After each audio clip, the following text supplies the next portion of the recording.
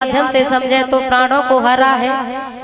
आगे चले हैं, अब यज्ञ शुरू होता है। वहां कह दिया गुरुदेव तुम यज्ञ करो, हम यज्ञ की रक्षा करेंगे। सुबाहु मारीच आए हैं, इनका काम है विघन डालना। तो मारीच को बिन फर का बाण मारा, 100 योजन जाके लंका में पहुंचा। राग को अनुराग में बदल दिया, सुबाहु को मार दिया, क्योंकि द्वेष में से कुछ बनाया नहीं जा सकता, इसलिए द्वेष को मार दिया। 2-4 दिन रुके। विश्वामित्र ने कहा कि भगवान ये यज्ञ पूरा हो गया, अभी एक यज्ञ और रह गया है। कौन सा?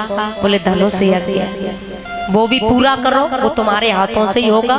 चलो गुरुदेव चलते हैं। जा रहे हैं तो एक मार्ग में एक आश्रम पड़ा।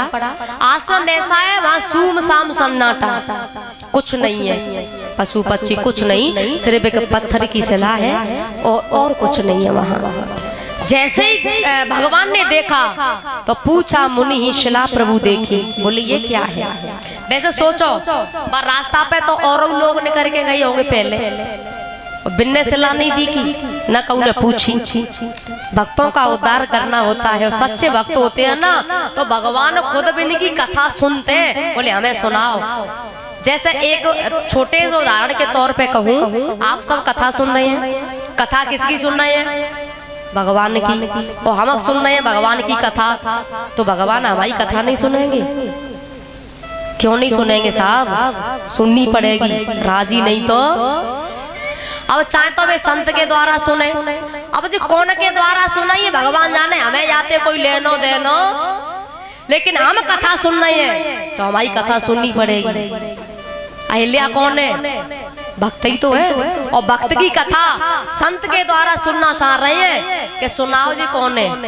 और संत सुना रहे हैं कि गौतम नारी श्राप बस उपल दे धरि धीर, शरण कमल रज चाते कृपा करऊ रघुवीर। गौतम ऋषि की पत्नी अहिल्या है, तो फिर ये पत्थर क्यों हो गई, जड़ क्यों हो गई? बोले इंद्र ने छल किया था तो इनके पति ने श्राप दे दिया। अब श्राप दिया तो इतना भी कह दिया कि त्रेता में भगवान राम का अवतार होगा, उनकी चरण रज तुझे प्राप्त होगी तो तेरा उद्धार हो जाएगा, इसलिए उद्धार करो भगवान, ये भक्त है तुम्हारी। चरण रज दी है, सुंदर नारी प्रकट होती है और भगवान की स्तुति गाने लगी है। अहिल्या ने भगवान की स्तुति गाई है। अब मैं आपसे पूछूं, इसे वरदान कहोगे कि श्राप? क्योंकि भैया श्राप भगवान का दर्शन करा नहीं सकता, तो इसे श्राप कहेंगे कि वरदान?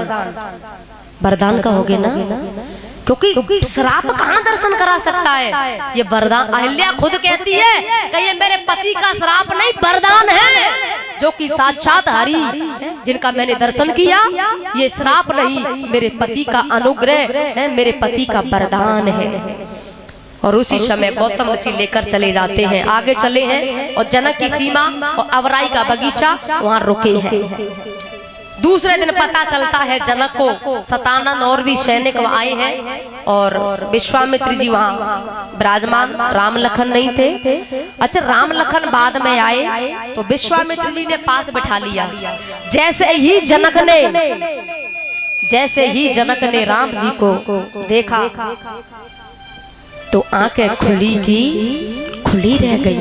और हाँ भैया, जनक कैसा ज्ञानी है, ओरिजिनल, जिसकी नजर में नाम रूप सब मिथ्या है।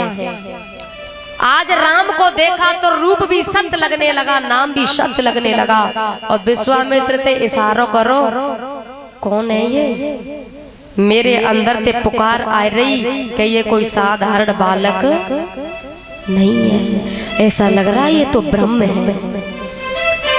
राम जी समझ गए तो राम जी ने गुरु ते इशारों करो, गुरुदेव ये तो ज्ञानी है, और ज्ञानी ये बतावे की जरूरत का है, ज्ञानी तो खुद पहचानते हैं। तो विश्वामित्र जी ने इतना बस बताया कि दशरथ के दोनों पुत्र हैं, मेरे साथ आए हैं, मैं लेकर आया। इतना परिचय दिया। लेकिन जनक की जो आंखें हैं ना, जनक की आंखें वो और जनक के अंदर से जो पुकार, बोले कोई साधारण बालक नहीं है ये।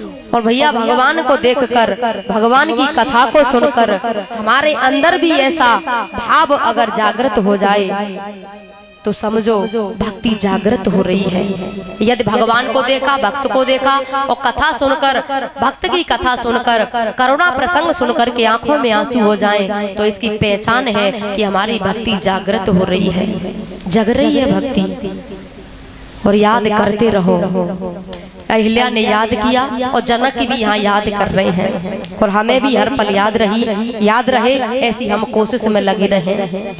हर पल तुम्हारी याद आती रहे राघव, आती रहे। हर पल तुम्हारी याद आती रहे राघव, आती रहे। तेरी छवि मन को भाती रहे, हर पल तुम्हारी याद आती रहे राघव, आती रहे।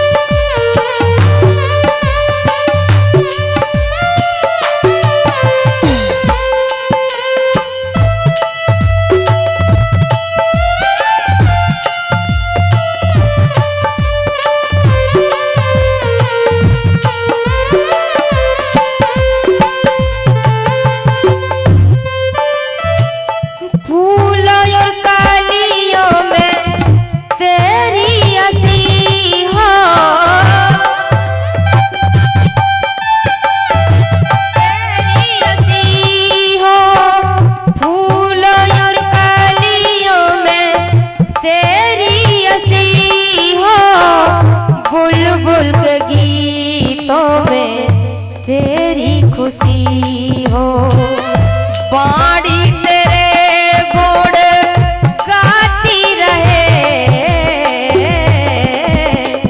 हर पल तुम्हारी याद आती रहे राघव, आती रहे।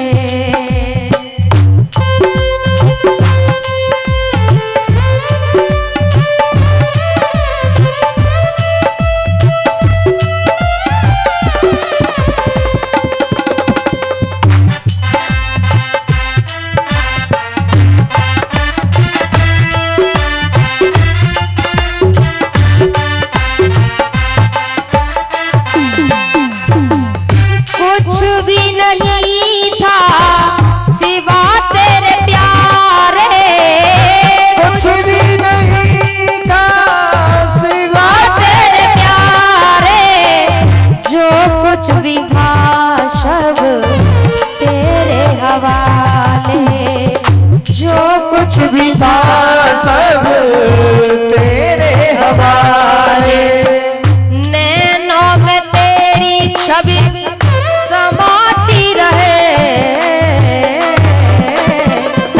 हर पल तुम्हारी याद आती रहे राघव, आती रहे, हर पल तुम्हारी याद आती रहे।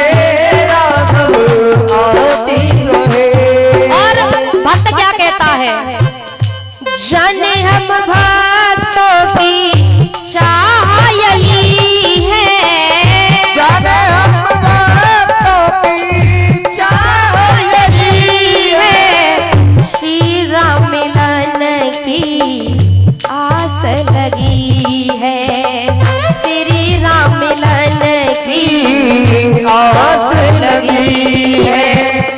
जे प्या तेरा गुण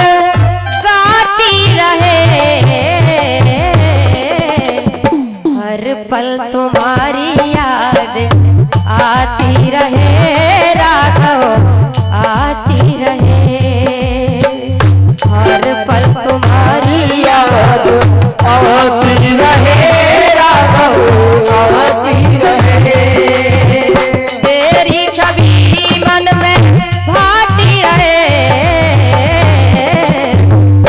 पल तुम्हारी याद आती रहे राघव, आती रहे। हाँ, हर पल तुम्हारी याद आती रहे राघव, आती रहे। राघवेंद्र सरकार की। तो जनक का भी यही हाल है। और धनुष यज्ञ का निमंत्रण दिया और चले जाते हैं। अब इधर में एक दिन की बात, राम जी और लखन दोनों गुरु की चरण सेवा कर रहे। अब चरण पांव दबाते दबाते राम जी को हंसी आ गई। और कोई अचानक हंसे तो कोई ना कोई बात, अचानक कोई हंसे तो कोई बात होगी। विश्वामित्र ने पूछा, बेटा तुम हंसे क्यों? बोले नहीं नहीं ऐसे रहने दो। नहीं नहीं नहीं, बताओ तुम हंसे क्यों? गुरुजी। हाँ हाँ बोलो। गुरुजी